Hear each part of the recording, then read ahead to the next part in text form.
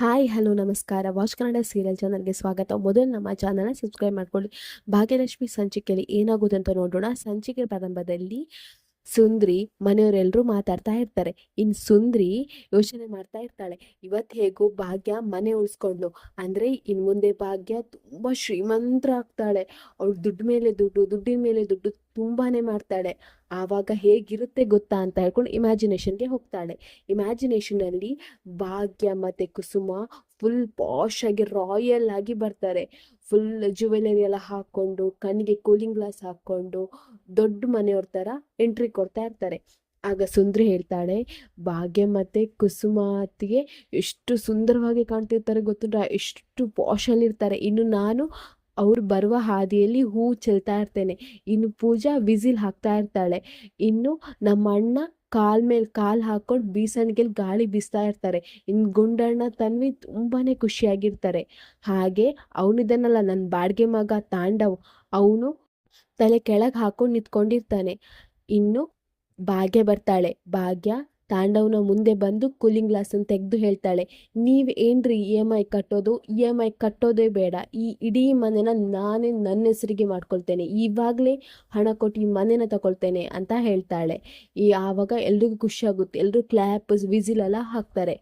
ಆಗ ಪೂಜಾ ಹೇಳ್ತಾಳೆ, ಸುಂದ್ರಿ ಸುಂದ್ರಿ ಸುಂದ್ರಿ ಅಂತ ಹೇಳ್ತಾಳೆ. ಆಗ ಸುಂದ್ರಿ ಹೇಳ್ತಾಳೆ, ಪೂಜಾ ನೀನು ಯಾಕೆ ನನ್ನನ್ನು ಕರಿತಿದ್ದೆ, ನೀನು ವಿಸಿಲ್ ಹಾಕಿ ಅಂತ ಹೇಳ್ತಾಳೆ. ಆಗ ಪೂಜಾ ಹೇಳ್ತಾಳೆ, ಸುಂದ್ರಿ ನೀನು ಯಾವ ಇಮ್ಯಾಜಿನೇಷನಲ್ಲಿ ಇದೆಯಾ, ವಾಸ್ತವಕ್ಕೆ ಬಾ ಬಾ ಬಾ ಅಂತ ಹೇಳ್ತಾಳೆ. ಆಗ ಭಾಗ್ಯ ಹೇಳ್ತಾಳೆ, ಹೌದು ಸುಂದ್ರಕ್ಕ, ಯಾಕೆ ನಮಗಲ್ಲ, ನಾವು ಆ ರೀತಿ ಹಣ ಸಂಪತ್ತು ಬಂದರೂ ಆ ರೀತಿ ಎಲ್ಲ ಮಾಡಲ್ಲ ಅಲ್ವಾ. ನಮಗೆ ಸಿಕ್ಕಿರೋದು ಇದೊಂದು ಸಣ್ಣ ಗೆಲುವು ಅಷ್ಟೇ, ಇನ್ನು ಮುಂದೆ ತುಂಬಾ ಇದೆ ಅಂತ ಹೇಳ್ತಾಳೆ. ಆಗ ಪೂಜಾ ಹೇಳ್ತಾಳೆ, ಹೌದು ಸುಂದ್ರಿ, ಏನು ಗೊತ್ತಾ, ಈಗ ಒಂದು ಸಣ್ಣ ಕಷ್ಟದಿಂದ ಪಾರಾಗಿದ್ದೇವೆ, ಇನ್ನು ಮುಂದೆ ಎದುರಿಸಬೇಕಾಗಿರೋದು ತುಂಬಾ ಇದೆ. ಇನ್ನು ನಮ್ಮ ಜೀವನ ಖರ್ಚಿಗೆ ನಾವು ಮಾಡ್ಕೊಳ್ಬೇಕು, ಇನ್ನು ಎಲ್ಲಾನು ನಾವು ಮಾಡ್ಕೊಳ್ಳೇಬೇಕಲ್ವ ಸುಂದ್ರಿ. ಇವಾಗಲೇ ಯಾಕೆ ಆ ರೀತಿ ಎಲ್ಲ ಕನಸು ಕಾಣ್ತಾ ಇದ್ದಿ, ಇವಾಗಲೇ ಯಾಕೆ ಆ ರೀತಿಯಲ್ಲಿ ಇಮ್ಯಾಜಿನೇಷನ್ ಮಾಡ್ಕೊಳ್ತಾ ಇದೆಯಾ, ಎಲ್ಲದಕ್ಕೂ ಟೈಮ್ ಬಂದೇ ಬರುತ್ತೆ ಅಂತ ಹೇಳ್ತಾಳೆ. ಆಗ ಸುಂದ್ರಿ ಹೇಳ್ತಾಳೆ, ನಾನು ಕಂಡ ಇಮ್ಯಾಜಿನೇಷನ್ ಒಂದಲ್ಲ ಒಂದಿನ ಸತ್ಯ ಆಗೇ ಆಗುತ್ತೆ ನೋಡು ಪೂಜಾ ಅಂತ ಹೇಳ್ತಾಳೆ. ಇನ್ನು ಈ ಕಡೆ ತಾಂಡವ್ಗೆ ತುಂಬಾ ಸಿಟ್ಟು ಬಂದಿರುತ್ತೆ. ಅವನ ಫ್ರಸ್ಟ್ರೇಷನ್ ತುಂಬಾ ಆಗಿರುತ್ತೆ. ಅವನು ಒಂದೊಂದೇ ಸೋಡಾ ಬಾಟಲ್ನ ಗೋಡೆಗೆ ಬಿಸಾಕ್ತಾ ಇರ್ತಾನೆ ಸಿಟ್ಟಿನಲ್ಲಿ. ಭಾಗ್ಯ ಎಮ್ಮೆ, ನನ್ನ ಕಾಲು ಹಿಡ್ಕೊಂಡು ಮನೆ ಉಳಿಸ್ಕೊಡಿ ಅಂತ ಹೇಳ್ತೀಯ ಅಂತ ಅಂದ್ಕೊಂಡ್ರೆ ನೀನು ನನಗೆ ಸವಾಲು ಹಾಕಿದ್ಯಾ, ನಿನ್ನನ್ನು ಬಿಡಲ್ಲ ಕಣೆ, ನಿನ್ನನ್ನು ಬಿಡಲ್ಲ ಕಣೆ ಹೇಳ್ಕೊಂಡು ಒಂದೊಂದೇ ಬಾಟಲ್ನ ಗೋಡೆಗೆ ಬಿಸಾಡ್ತಾ ಇರ್ತಾನೆ. ಇನ್ನು ಆವಾಗ ಶ್ರೇಷ್ಠ ಬರ್ತಾಳೆ. ಶ್ರೇಷ್ಠ ಬಂದು, ತಾಂಡವ್ ಏನು ಮಾಡ್ತಿದ್ಯಾ, ಯಾಕೆ ಈ ರೀತಿ ಬಿಹೇವ್ ಮಾಡ್ತಿದ್ಯಾ, ಏನಾಗಿದೆ ನಿನಗೆ ಅಂತ ಹೇಳ್ತಾಳೆ.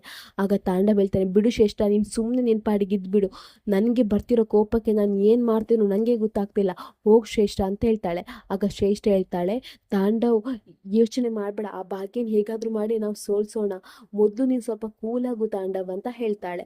ಆಗ ತಾಂಡವ್ ಹೇಳ್ತಾನೆ, ನೋಡ್ ಶ್ರೇಷ್ಠ, ಸುಮ್ಮನೆ ಇಲ್ಲಿಂದ ಹೋಗು, ಇಲ್ಲಾಂದ್ರೆ ನಾನು ಏನು ಮಾಡ್ತೇನೆ ನನಗೂ ಗೊತ್ತಿಲ್ಲ, ಸುಮ್ಮನೆ ಹೋಗು ಅಂತ ಹೇಳ್ತಾನೆ. ಆಗ ಶ್ರೇಷ್ಠ ಸಿಟ್ಟಲ್ಲಿ ಅಲ್ಲಿಂದ ಹೋಗ್ತಾಳೆ. ಇನ್ನು ತಾಂಡವ್ ತನ್ನ ಸಿಟ್ಟನ್ನೆಲ್ಲ ಬಾಟಲ್ನ ಬಿಸಾಕಿ ಬಿಸಾಕಿ ತೀರಿಸ್ಕೊಳ್ತಾ ಇರ್ತಾನೆ.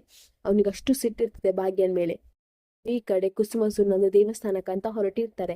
ಆಗ ಮನೆ ಪಕ್ಕದ ಮನೆಯವರೆಲ್ಲರೂ ಬರ್ತಾರೆ. ಬಂದು ಹೇಳ್ತಾರೆ, ನೋಡಿ ಏನಾಯ್ತು ಗೊತ್ತಾ, ಇವ್ರ ಮನೆಯಲ್ಲಿ ಸೊಸೆಗೋಸ್ಕರ ಮಗನೇ ಹೊರಗಾಕಿದ್ರು ಈ ಕುಸುಮ ಅವರು. ಬೇರೆಯವ್ರ ಮನೇಲಿ ಏನಾದರೂ ಸಮಸ್ಯೆ ಆದಾಗ ಬಂದು ಬುದ್ಧಿವಾದ ಹೇಳ್ತಿದ್ರು, ಆದರೆ ಇವ್ರ ಮನೇಲಿ ಇವ್ರು ಮಾಡಿದ್ದೇನು ಅಂತ ಹೇಳ್ತಾರೆ. ಆಗ ಸುನಂದ ಹೇಳ್ತಾಳೆ, ನೋಡಿ ನಿಮಗೆ ಈ ವಿಷಯ ಬೇಡ, ನಮ್ಮನೆ ವಿಷಯ ನಿಮಗೆ ಬೇಡ, ನಾವು ಏನು ಮಾಡಿದ್ದೇವೆ ಅದು ನಮ್ಗೆ ಗೊತ್ತಿದೆ ಅಂತ ಹೇಳ್ತಾರೆ. ಆಗ ಪಕ್ಕದ ಮನೆಯವ್ರು ಹೇಳ್ತಾರೆ, ಏನು ಗೊತ್ತಿದೆ ನಿಮಗೆ, ನಿಮ್ಮ ಮನೆಯ ಮಗನ ಹೊರಗಾಕಿದ್ರಲ್ಲ, ನಿಮ್ಮ ಅಳಿಯನೇ ಹೊರಗಾಕಿದ್ರಲ್ಲ, ಇನ್ನೇನು ಗೊತ್ತಿದೆ ನಿಮಗೆ, ಈ ಕುಸುಮ ಅವ್ರು ಮಾಡಿದ್ ಸರಿಯಾ ಅಂತ ಕೇಳ್ತಾರೆ.